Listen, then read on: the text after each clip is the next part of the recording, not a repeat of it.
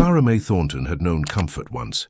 She remembered the warmth of her mother's kitchen, the smell of biscuits baking in the morning, the sound of her father's deep laugh echoing through their small house on the edge of Willow Point. She remembered Sunday mornings in her best dress, walking between her parents to the white church at the center of town, her small hand tucked safely in her father's calloused palm. She remembered believing that God watched over good people, that prayers were heard, that the world made sense. That was before the fever came. It swept through Willow Point in the spring of 1885 like an invisible hand, reaching into homes and pulling away souls without warning or mercy. Clara's mother fell first. Margaret Thornton had always been delicate, her pale skin and gentle voice marking her as someone too fragile for the harsh Georgia heat. When the fever took hold, it consumed her in 3 days. Clara knelt by her mother's bedside, pressing her small hands together, whispering prayers she'd learned in Sunday school. She prayed for healing. She prayed for mercy. She prayed until her knees ached and her voice grew hoarse. Her mother died on a Tuesday morning, just as the sun broke through the pines. Clara's father, Thomas Thornton, a mill worker with strong arms and an even stronger will, tried to hold their small family together. He buried his wife in the town cemetery, under a simple wooden cross he'd carved himself. He held Clara close during the service, his body shaking with silent sobs. He promised her they would be all right. He promised her God had a plan. 2 weeks later, Thomas fell ill. Clara watched as the same fever that had taken her mother began to claim her father. She saw the sweat bead on his forehead, heard his labored breathing in the night, felt the heat radiating from his skin when she pressed cool cloths to his face. She prayed again, harder this time, more desperately. She promised God anything, everything, if he would just spare her father. She would be good forever. She would never complain. She would dedicate her life to the church. Just please, please let her father live. Thomas Thornton died on a Sunday, the church bells ringing in the distance as his final breath left his body. Clara was 8 years old and completely alone. The townspeople of Willow Point were kind at first, in the way that small communities often are when tragedy strikes. Women brought food to the empty house. Men spoke in low voices about what should be done with the orphaned girl. The Reverend, a tall man named Edmund Hartley with silver hair and a voice like thunder, visited Clara and told her that her parents were in heaven now, that they were at peace, that God's plan was mysterious, but always right. Clara said nothing. She simply stared at him with dark eyes that seemed older than they should be. The house was sold to pay debts. Clara's few possessions were packed into a single trunk. And then came the decision that would seal her fate. There was no orphanage in Willow Point, no institution to take in unwanted children. But there was the Blackwell house. Silas and Constance Blackwell were a childless couple who lived on a farm 3 miles outside of town. Silas was a thick-bodied man with a red face and rough hands, known for his temper and his drinking. Constance was thin and nervous, her eyes always darting, her hands always moving. They agreed to take Clara in, not out of charity, but because they needed help with the farm work and saw an opportunity. Clara arrived at the Blackwell farm on a grey afternoon in late May. The house was larger than her family's had been, but somehow it felt darker, colder. Constance showed her to a small room at the back of the house, barely big enough for a narrow bed and a wooden chest. There were no curtains on the window, no rug on the floor, just bare walls and the smell of old wood and mildew. That first night, Clara knelt by her bed as she always had. She pressed her hands together and tried to pray, but the words wouldn't come. Her lips moved silently, forming the familiar phrases, but they felt empty now, hollow, like speaking into a void that swallowed sound. She climbed into bed and stared at the ceiling. Outside, she could hear the wind moving through the trees, the distant call of an owl, the creak of the old house settling. And for the first time in her young life, Clara wondered if anyone was listening at all, if anyone had ever been listening, if God existed in this world, or if she was truly completely alone. Sleep came slowly that night, and when it did, Clara dreamed of ashes falling like snow, covering everything in grey. The Blackwell farm was a place of hard work and harder silences. Clara learned quickly that her new life bore no resemblance to the one she'd lost. There would be no gentle mornings, no laughter, no feeling of safety. There was only work, from the moment the sun crept over the horizon until long after it disappeared behind the pines. Constance woke Clara before dawn each day, rapping sharply on her door with bony knuckles. There was no good morning, no kindness in her voice, just instructions delivered in a flat, tired tone. Fetch water from the well, feed the chickens, collect eggs, sweep the porch, help with breakfast, wash the dishes, scrub the floors, mend the clothes, work in the garden. The list never ended. Clara's small hands, which had once held dolls and her mother's soft fingers, grew rough and calloused.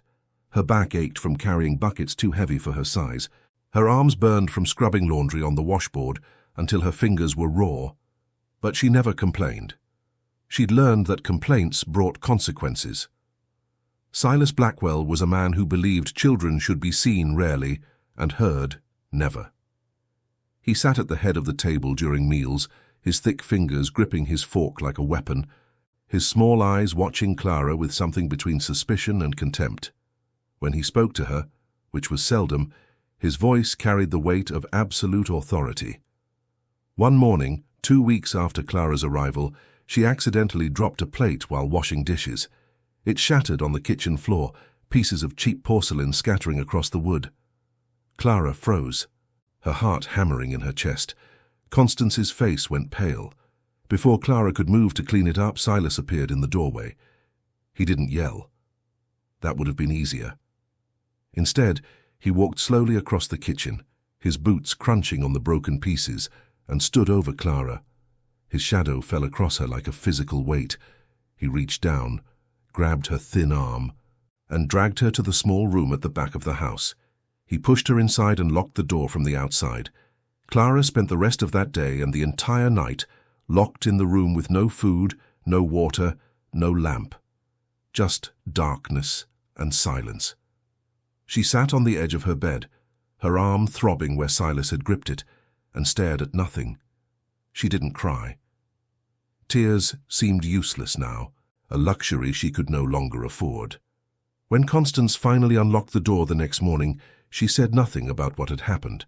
She simply told Clara to get back to work, as if the punishment had been perfectly reasonable, perfectly normal. The pattern repeated itself over the following weeks. Any mistake, any sign of slowness or weakness brought punishment.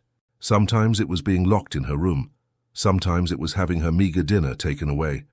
Once, when Clara was too exhausted to finish weeding the garden before dark, Silas made her kneel on the hard ground for 2 hours while he watched from the porch, sipping whiskey from a tin cup. The townspeople of Willow Point rarely visited the Blackwell farm. It was too far from town, too isolated. And those who did visit saw only what they wanted to see. A couple providing Christian charity to an orphaned child. Clara learned to be invisible during these visits, to fade into the background, to show no signs of her suffering, because she understood with a clarity beyond her years that no one would help her, no one would believe her, no one cared enough to look closely. At night, alone in her small room, Clara would sometimes take out the one possession she'd been allowed to keep from her old life, a small wooden cross her father had carved for her. She would hold it in her hands, running her fingers over the smooth wood, and try to remember what it had felt like to believe, to have faith, to think that prayers mattered, but the feeling wouldn't come. Instead, a different feeling was beginning to grow inside her.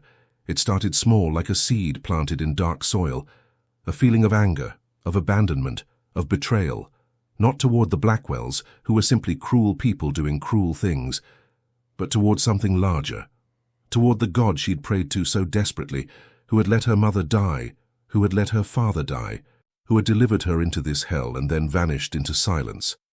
One night in late June, Clara knelt by her bed out of habit. She pressed her hands together and closed her eyes. But instead of praying for rescue or comfort or strength, she found herself whispering something different, something that surprised even her. She prayed for the Blackwells to suffer, not abstractly, not someday in some distant judgment. She prayed for them to feel pain, to know fear, to experience the same helplessness she felt every single day.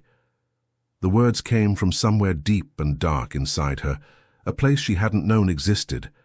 When she finished, she opened her eyes and stared at the wooden cross in her hands. She waited for guilt, for shame, for some sign that what she'd done was wrong.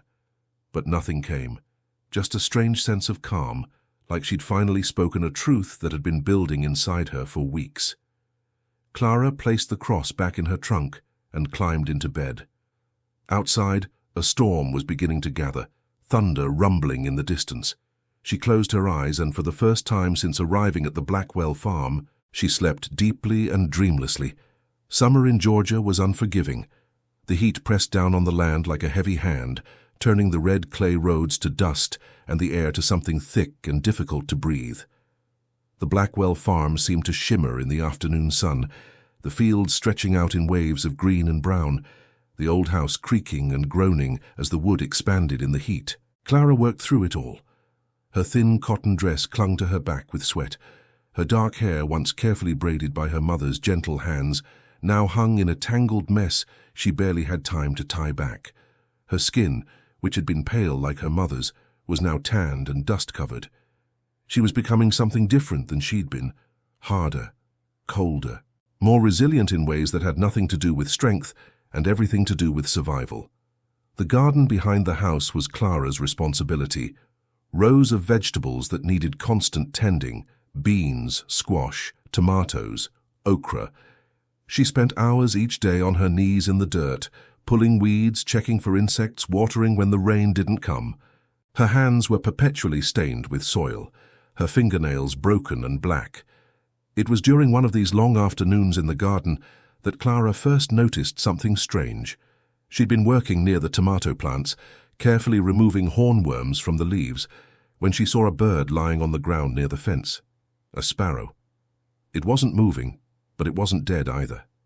Its small chest rose and fell rapidly, one wing bent at an unnatural angle. Clara sat back on her heels and watched the bird.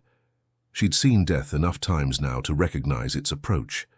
The sparrow was dying, probably from flying into one of the windows or being attacked by a cat.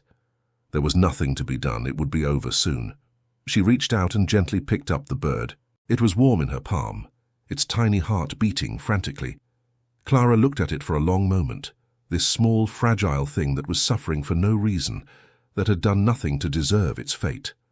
Just like her. A thought crossed her mind, dark and unwelcome. She could end its suffering quickly. A simple twist, a moment of pressure, and it would be over. It would be a kindness, really. Better than letting it die slowly in the heat. Her fingers tightened slightly around the bird's body. She felt its heartbeat against her palm, fast and desperate. She imagined what it would feel like to squeeze just a little harder, to feel that heartbeat stop, to have that power over life and death, even in something so small. But then she stopped.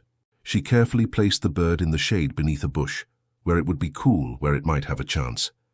She didn't know if it would survive or not, but she left it there and went back to work. That night Clara thought about the bird, about how easy it would have been to end its life, about how that thought hadn't horrified her the way it should have. And she realized something was changing inside her, something fundamental. The line between right and wrong, which had once seemed so clear in her parents' house, in the church pews of Willow Point, was beginning to blur. The next morning, she checked on the sparrow. It was gone. Either it had recovered enough to fly away or some predator had found it during the night. Clara didn't know which, and she found that she didn't particularly care. The days blended together in a haze of heat and work. Silas grew more volatile as the summer wore on, his drinking increasing as the temperature rose. He would sit on the porch in the evenings, working his way through a bottle of cheap whiskey, his eyes following Clara as she moved around the yard, finishing her chores. There was something in his gaze that made her skin crawl, something predatory and wrong. Constance seemed to fade more each day, becoming almost ghost-like in her silence.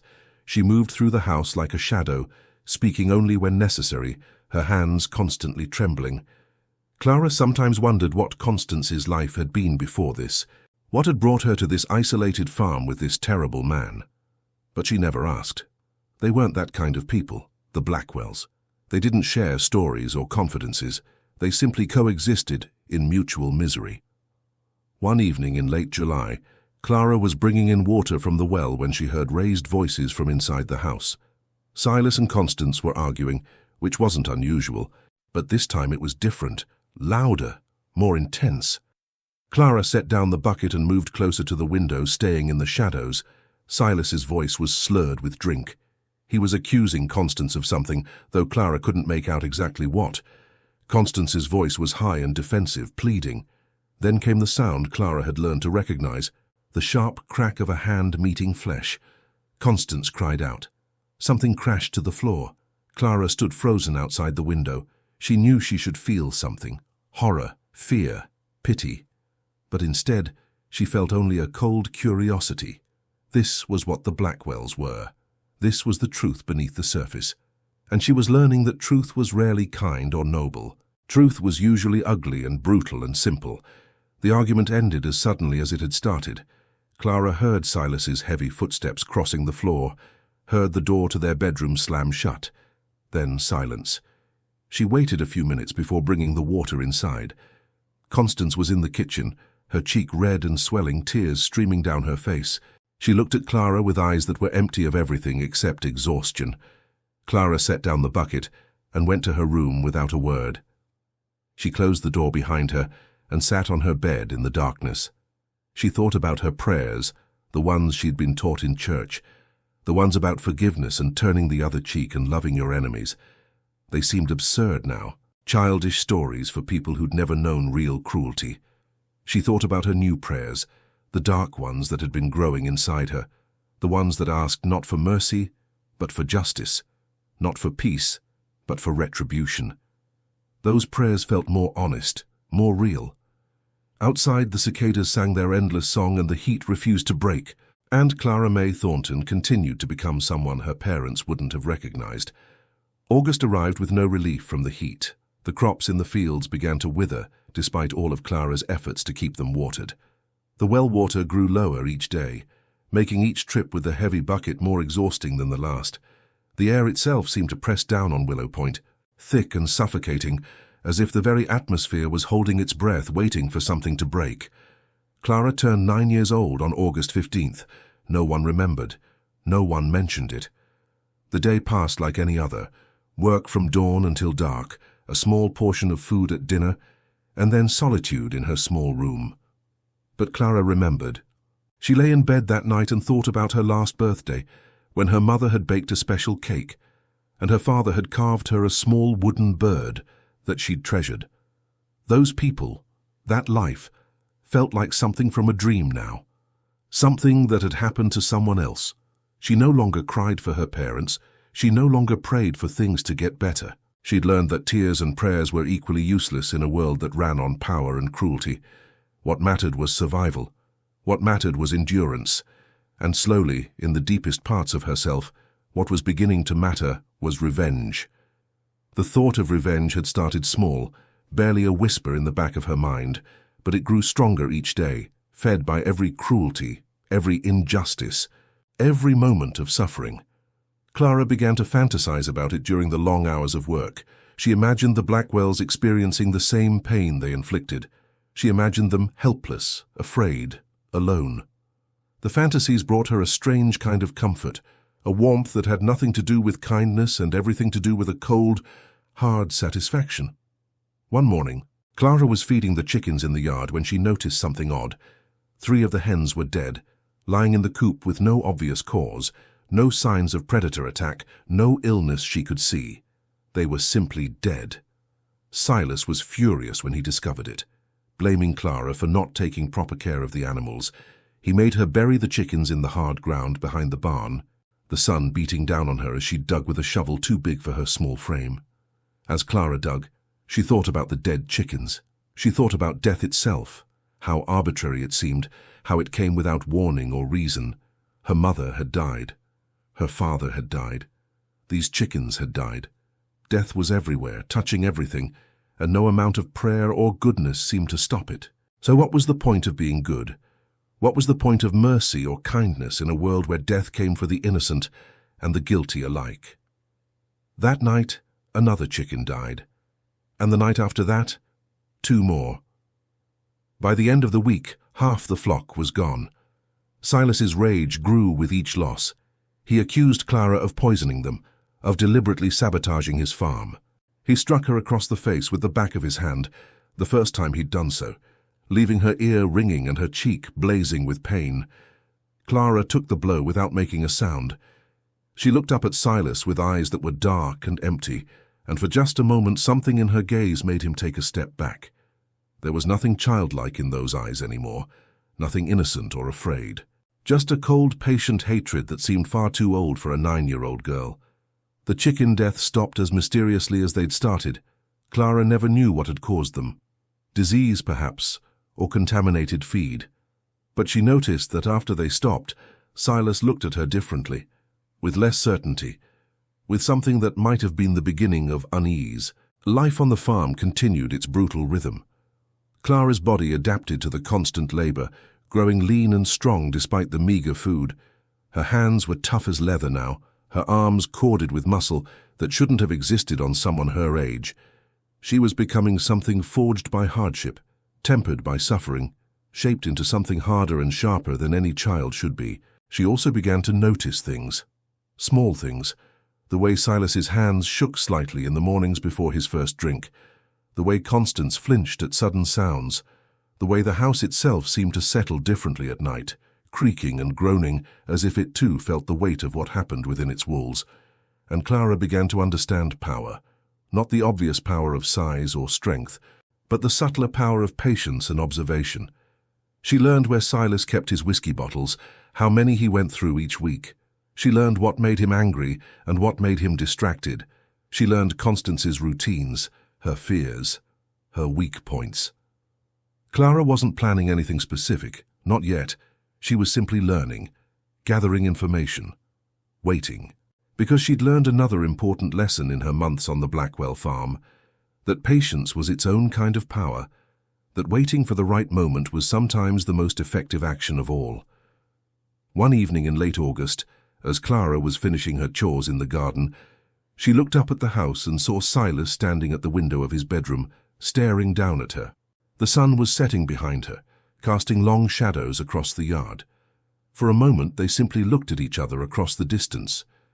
Clara didn't look away, didn't lower her eyes in submission or fear. She just stared back, her face expressionless, her dark eyes reflecting the dying light. Silas turned away first. That night Clara knelt by her bed and spoke into the darkness. Not a prayer exactly, more like a promise. She promised herself that one day somehow things would be different. She promised herself that the Blackwells would understand what they'd done. She promised herself that she would survive long enough to see it happen. And in the silence that followed, Clara could have sworn she heard something. Not a voice exactly, not an answer, just a feeling, like a current of cold air in a warm room, like something was listening after all. Something that had nothing to do with churches or Sunday school or the God her parents had believed in. Something older, darker.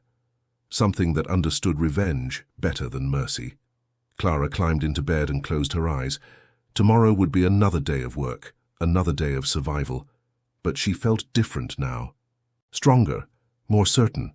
The ashes of her old life had finally settled, and from them, something new was beginning to rise. September brought a shift in the air. The oppressive heat of summer began to ease, replaced by cooler mornings and evenings that hinted at the coming autumn. The leaves on the trees at the edge of the Blackwell property started to turn, touches of gold and red appearing among the green. But the change in season brought no relief to Clara's circumstances. If anything, things grew worse. Silas's drinking increased as the harvest season approached. The strain of managing the farm, combined with the loss of the chickens and a cotton crop that wasn't yielding what he'd hoped, made him more volatile than ever. He lashed out at Constance with increasing frequency, his voice echoing through the house at all hours, and his attention turned more often toward Clara. It started with comments, small things that made Clara's skin crawl, observations about how she was growing, how she was starting to look less like a child, the way his eyes lingered on her when she carried water or worked in the garden. Clara had seen enough of the world now to understand what that look meant, even if she couldn't fully articulate it. She began to avoid being alone with Silas whenever possible, planning her work to keep Constance nearby, staying in her room with the door wedged shut at night. Constance noticed but said nothing. She'd retreated so far into herself by now that she was barely present even when standing in the same room. Her hands shook constantly. Her eyes had taken on a glazed, distant quality. She moved through the house like a ghost haunting the scene of her own life. One afternoon, Clara was in the kitchen preparing vegetables for dinner when Silas came in from the fields earlier than expected. Constance had gone to town to buy supplies, leaving Clara alone in the house. Silas stood in the doorway, swaying slightly, the smell of whiskey heavy in the air around him.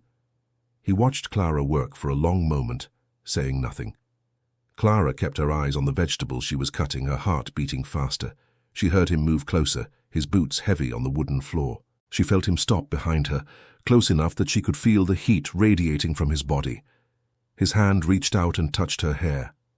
Clara spun around, the knife still in her hand. She didn't raise it threateningly, didn't say a word. She just looked at Silas with those dark, empty eyes that had unsettled him before. They stared at each other for a long moment, the kitchen silent except for the ticking of the clock on the wall. Something in Clara's gaze made Silas step back. Maybe it was the complete absence of fear. Maybe it was the cold calculation he saw there, the sense that this child was somehow more dangerous than she should be. Or maybe it was simply that he wasn't quite drunk enough yet to cross that particular line. Whatever the reason, he turned and walked out of the kitchen without a word. Clara stood there for a long time after he left, the knife still in her hand, her heart still pounding. She realized in that moment that she would kill Silas Blackwell if he tried to touch her that way. She would do it without hesitation, without remorse. The thought should have terrified her. Instead, it brought a strange sense of calm. She had found her line, the boundary she wouldn't allow to be crossed, and she was prepared to defend it with whatever means necessary. That night, Clara lay in bed listening to the sounds of the house. Silas and Constance arguing in muffled voices, the wind rattling the windows, the old wood settling and creaking. She thought about the knife she'd been holding in the kitchen, about how easy it would be to take it from the drawer, about how simple it would be to wait until Silas was passed out drunk, which happened most nights now. She didn't do it, not because of morality or fear of consequences, but because the time wasn't right, because she understood instinctively that revenge, real revenge, required patience, required planning, required waiting for the perfect moment when everything would align. Clara had learned so much in the months since her parents' deaths. She'd learned that the world was cruel and arbitrary. She'd learned that no one was coming to save her. She'd learned that God, if he existed at all, was either powerless or indifferent. But most importantly, she'd learned that she was capable of things she'd never imagined. Dark things, cold things, things that would have horrified the innocent child she'd been less than a year ago. The question now was not whether she would act, but when, and how, and what form her retribution would take. As September wore on, Clara began to pay closer attention to everything around her. She noticed that Silas kept a small amount of money hidden in a tin box under a loose floorboard in his bedroom.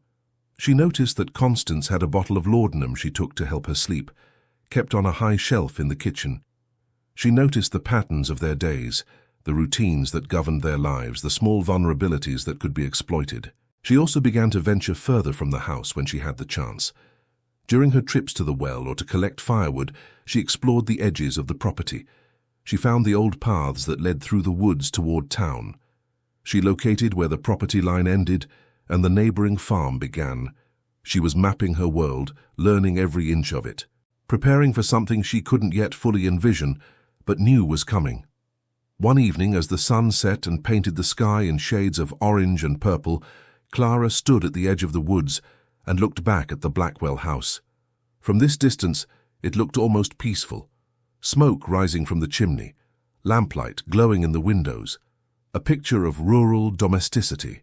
But Clara knew the truth of what happened inside those walls. She knew the rot beneath the surface, and she promised herself again that one day, somehow, that house would burn. Not literally, perhaps, but in whatever way mattered most. She would find the way to make the Blackwells suffer as she had suffered, to make them understand what they'd done, to balance the scales in whatever way she could. The night air was cool on her face as she stood there. Somewhere in the distance, a dog barked.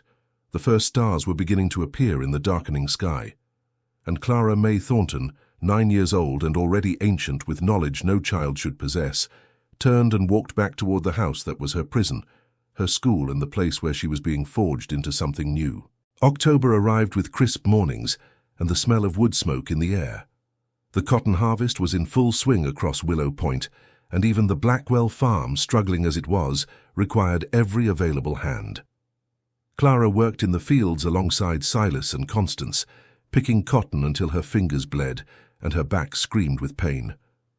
The white bowls seemed endless, row after row stretching into the distance, each one needing to be picked, each one adding to the weight of the sack she dragged behind her. It was during these long days in the fields that Clara began to understand something important about the Blackwells. They were failing. The farm wasn't producing what it should. Silas's drinking and poor management had taken their toll. The money wasn't there. The debts were mounting. She could see it in the worried conversations they had in low voices, in the way Silas's anger seemed to have a desperate edge to it now, in the way Constance's hands shook even more than usual. The farm was dying and the Blackwells were dying with it. Clara found this information interesting, useful even, because desperate people made mistakes. Desperate people took risks they shouldn't take. Desperate people could be pushed in directions they wouldn't normally go. And Clara was learning to be patient, to watch, to wait for opportunities. The town of Willow Point was preparing for its annual harvest festival, a celebration that marked the end of the growing season. Even struggling farms like the Blackwells were expected to participate, to maintain appearances, to pretend that everything was fine. Constance began making preparations, baking pies and cakes to bring to the festival, mending their better clothes, trying to create a facade of normalcy. Clara was told she would attend as well. The thought of going to town, of being around other people for the first time in months, created a complex mix of emotions. Part of her wanted to scream for help, to tell someone, anyone, what was happening at the Blackwell farm. But another part of her, the part that had grown hard and cold over the past months, knew that no one would believe her. Or worse, they would believe her, but do nothing. Because Clara May Thornton was an orphan with no family, no money, no power. And the Blackwells, for all their failures, were still adult members of the community with property and standing. The festival took place on the first Saturday in October. The center of Willow Point was transformed with colorful bunting, tables laden with food, and people dressed in their Sunday best. There was music and laughter, and the smell of roasted meat and fresh bread. Children ran between the adults, playing games and shouting with joy. For a moment, seeing all this normal happiness, Clara felt a pang of something like grief for the life she'd lost. The Blackwells put on a good show. Silas, sober for once and wearing a clean shirt, smiled and shook hands with the other farmers. Constance, with her bruises carefully hidden beneath powder and long sleeves, chatted with the women and accepted compliments on her pies. And Clara, wearing a dress that was too small and shoes that pinched her feet, stood quietly beside them, the picture of a well-cared-for orphan. No one looked too closely. No one asked how she really was. They saw what they wanted to see, a community taking care of its own, Christian charity in action. The few people who spoke to Clara directly commented on how much she'd grown, how healthy she looked from all that farm work, how lucky she was to have the Blackwells. Clara smiled and nodded and said the appropriate things, and inside, she felt the last small ember of hope that someone might help her finally die out. She was truly alone, truly on her own. The realization was oddly freeing. If no one was going to save her, then she would have to save herself. And if that meant becoming something dark and vengeful, then so be it. During the festival, Clara managed to slip away from the Blackwells for a few minutes. She wandered through the crowd, observing the normal families, the happy children, the life she would never have again. She found herself near the church where she'd once sat between her parents. The white building looked the same as it always had, but it seemed like a monument to something false now. A pretty lie about how the world worked. Reverend Hartley found her there, standing at the edge of the churchyard. He approached with his usual solemn expression and kind eyes. He asked how she was doing, how she was adjusting to life with the Blackwells. Clara looked up at him, this man who'd told her that God's plan was always right, that her parents were at peace, that everything happened for a reason.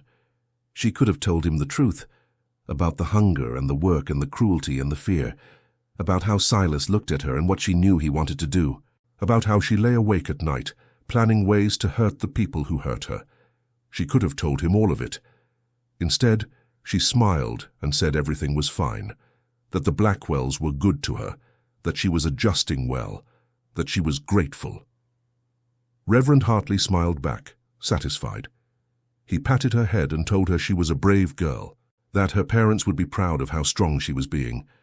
Then he walked away back to the festival, back to his comfortable certainties about God and goodness and the way the world worked. Clara watched him go, and she felt something inside her finally break free. Not violently, but quietly, like a door opening onto a dark room she'd been standing outside of for months. She stepped through that door and knew she could never go back.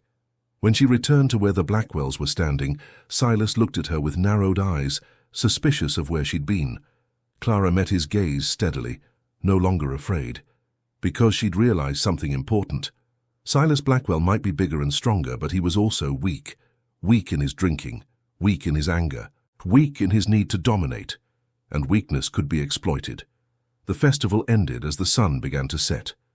The Blackwells loaded their wagon and began the journey back to the farm, the three of them sitting in silence as the horse plodded along the dirt road. Clara sat in the back, watching Willow Point disappear behind them, and felt nothing but a cold determination. She would survive this. She would outlast the Blackwells. And when the time came, when the opportunity presented itself, she would make them pay for every single thing they'd done to her. The wagon creaked and swayed. The October air grew cooler, and Clara May Thornton rode back to her prison with the patience of someone who understood that revenge was a dish best served cold, that justice delayed could be justice perfected, and that sometimes the prayers that got answered were the dark ones. November brought the first frost. Clara woke one morning to find the world outside her window transformed, every surface coated in a delicate layer of white crystals that caught the early light. The beauty of it was stark and cold, and it matched something inside her perfectly.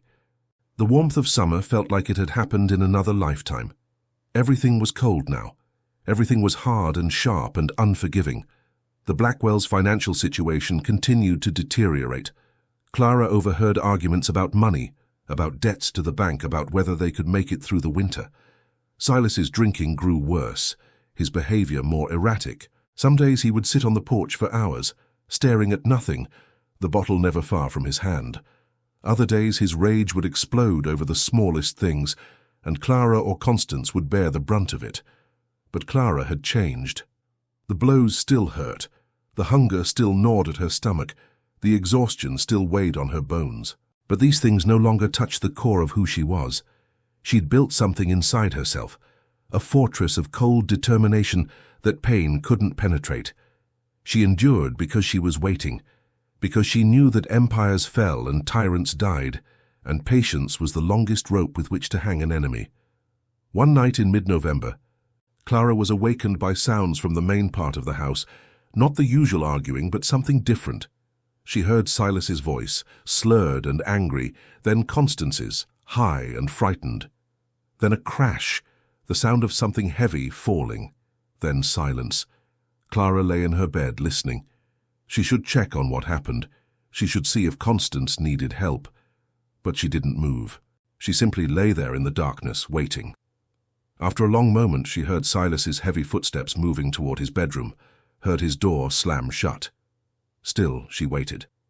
Finally, she got up and quietly opened her door. The house was dark, except for a lamp still burning in the kitchen. She moved silently down the hallway and found Constance lying on the floor near the table, not unconscious but not fully present either. There was blood on her lip and the beginning of a bruise on her temple. She looked up at Clara with eyes that held no hope, no expectation of help, just a dull acceptance of her fate.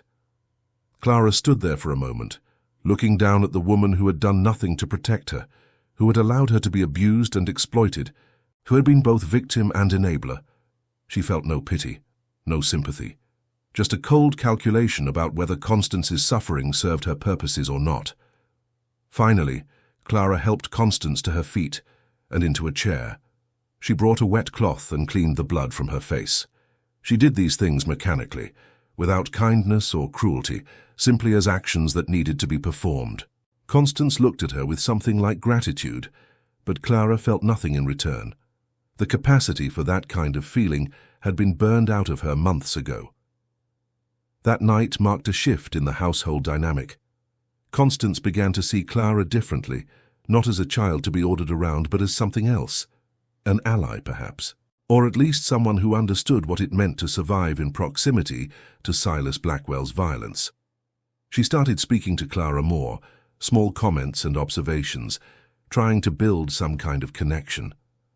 Clara allowed it. Not because she forgave Constance or felt any bond with her, but because information was power, and Constance, in her desperate need for companionship, began to share things. She talked about her life before Silas, about how different he'd been when they courted, about the dreams she'd once had. She talked about the farm's debts, about the money problems, about her fears for the future. Clara listened and remembered everything. She was building a picture of the Blackwells' vulnerabilities, mapping out the weak points in their defenses, because she understood now that her revenge wouldn't come through direct action. She wasn't strong enough to physically overpower Silas. She couldn't simply run away with no resources and nowhere to go. Her revenge would have to be more subtle, more patient, more devastating. As November wore on, Clara began to notice other things. The way Silas's hands shook more violently now when he hadn't had a drink. The way he sometimes seemed confused, forgetting things he'd said or done. The way his temper would flare and then fade just as quickly, leaving him staring at nothing with blank eyes.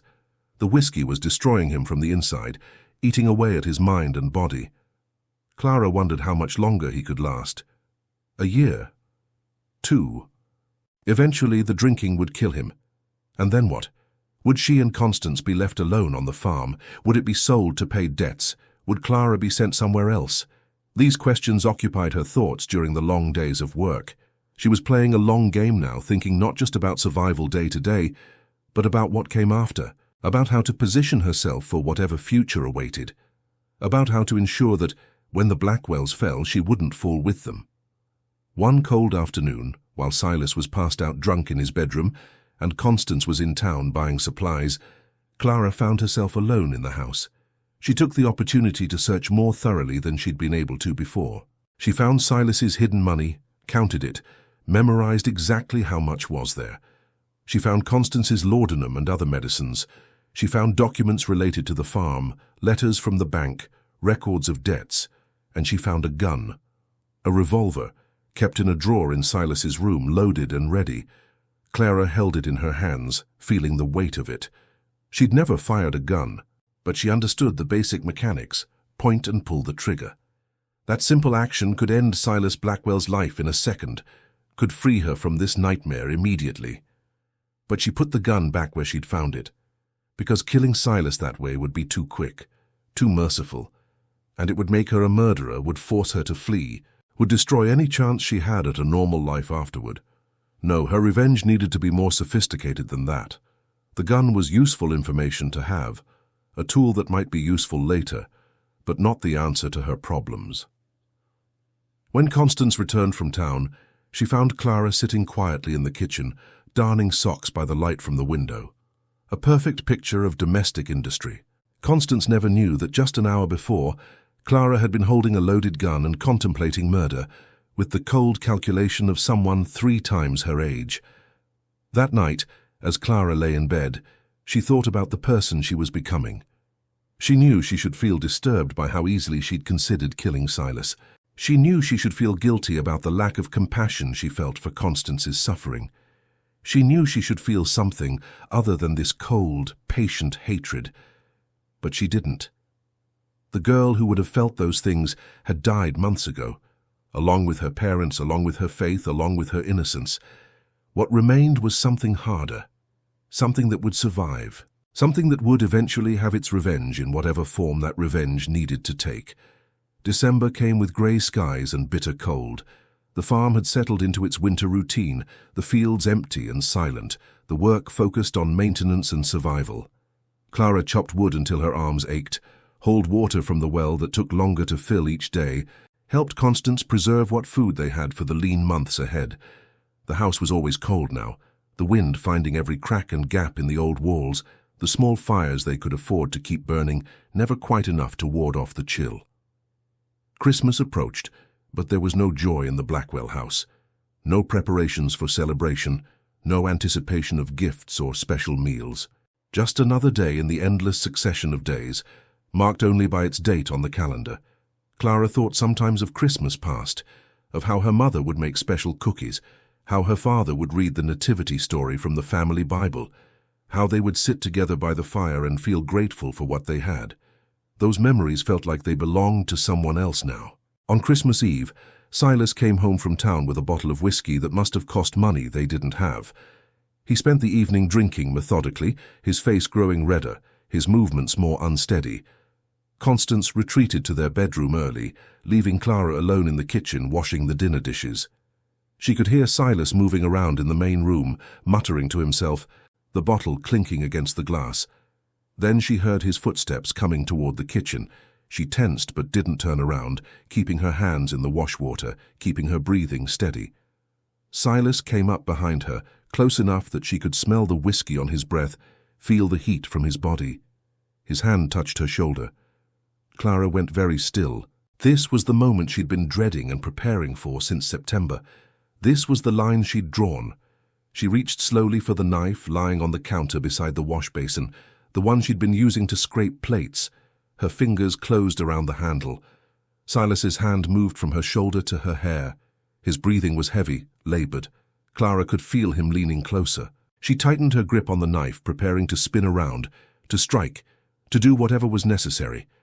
But then from the doorway came Constance's voice, sharp and commanding in a way Clara had never heard before. Constance stood there in her nightgown, holding a lamp, her face set in an expression of unexpected strength. She told Silas to get away from Clara, told him to go to bed, told him that if he took one more step toward the girl, she would leave him, and she would tell everyone in town exactly what kind of man he was. For a long moment, Silas just stood there, swaying slightly. Clara could feel the tension in the air, the possibility that this could go in any direction. Then, with a mumbled curse, Silas stumbled away from Clara and lurched out of the kitchen. They heard him collapse onto his bed in the other room, heard the bed frame creak under his weight. Constance and Clara looked at each other across the kitchen. Something passed between them in that moment, an understanding that had nothing to do with words. Constance had finally found a line she wouldn't let Silas cross, and Clara had been seconds away from killing him. They both knew it. They both saw it in each other's eyes. Constance took Clara's hand, gently removed the knife she was still gripping, and set it aside. She told Clara to go to her room and wedge the door shut. She promised that Silas wouldn't bother her again.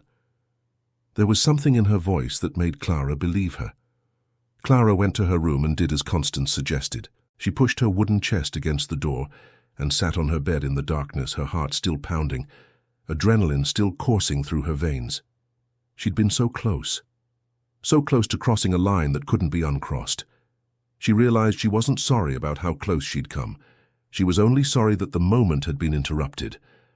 The house settled into silence. Clara sat awake for hours, listening, waiting. But Silas didn't come to her door. The night passed without further incident, and when dawn finally came, weak grey light filtering through her window, Clara felt something shift inside her. Not relief exactly, not gratitude, but a sense that the worst had passed, that she'd survived the most dangerous moment, that from here the path forward might become clearer. Over the following days, something changed in the Blackwell household. Constance had found some reserve of strength in protecting Clara, and she didn't retreat back into her previous helplessness. She stood between Clara and Silas, physically and metaphorically, and Silas, perhaps sensing that he'd pushed too far, perhaps simply too consumed by his drinking to care anymore, left Clara alone. The winter deepened. The farm sank further into debt. Silas spent more time sitting and staring and drinking. Constance grew thinner and more fragile, and Clara continued her patient waiting, her cold observation, her careful planning for a future she couldn't yet fully see. Then, on a morning in mid-January, Everything changed. Clara woke to silence in the house. Too much silence. She opened her door and found Constance standing in the hallway, her face pale, her hands shaking worse than ever. She told Clara that Silas was dead, that she'd gone to wake him and found him cold and still in his bed, that it must have been his heart finally giving out from all the years of drinking. Clara went to the bedroom and looked at Silas Blackwell's body.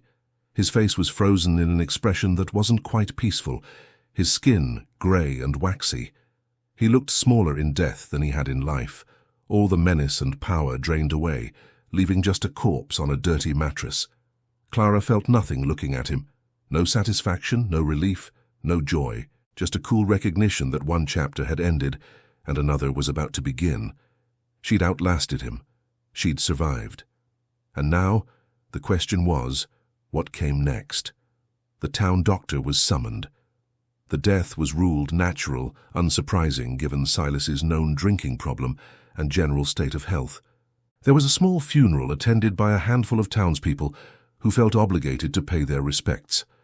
Silas was buried in the Willow Point Cemetery, his grave marked with a simple wooden cross. And Clara May Thornton stood at the graveside, 9 years old and ancient with knowledge, watching them lower into the ground the man who'd made her life hell. She didn't pray. She didn't cry. She simply stood there in the cold January air and felt the weight of what she'd become. The prayers she'd made in the darkness had been answered, just not in the way she'd imagined. Silas was gone. But the cost of his going had been Clara's innocence, her faith, her belief in the goodness of the world. She'd prayed for evil to visit the Blackwells, and in a way it had. But the evil hadn't come from outside. It had grown inside her, a dark seed planted by suffering and watered by abandonment. She'd survived, but the girl who'd entered the Blackwell farm was gone forever. In her place stood someone harder, colder, more capable of darkness than any child should be. As the funeral ended and people dispersed, Clara looked down at Silas's grave one last time. Then she turned away and walked back toward the farmhouse with Constance, toward whatever uncertain future awaited them. The ashes of her old life had finally settled, and from them had risen something new, something forged in cruelty and tempered in darkness. Clara May Thornton had survived, but at what cost? That was a question she would spend the rest of her life trying to answer. Every family hides secrets, some so dark they should never see the light of day. Here, we open the doors to those shadowed pasts, uncovering hidden crimes, silent pacts, and stories that echo like ghosts through the halls of memory. If you've made it this far, it means you also carry that forbidden curiosity. So don't hesitate. Subscribe to the channel now, turn on the bell, and follow our next revelations. Because every day, new secrets emerge, and only those who dare to face the truth remain to hear them.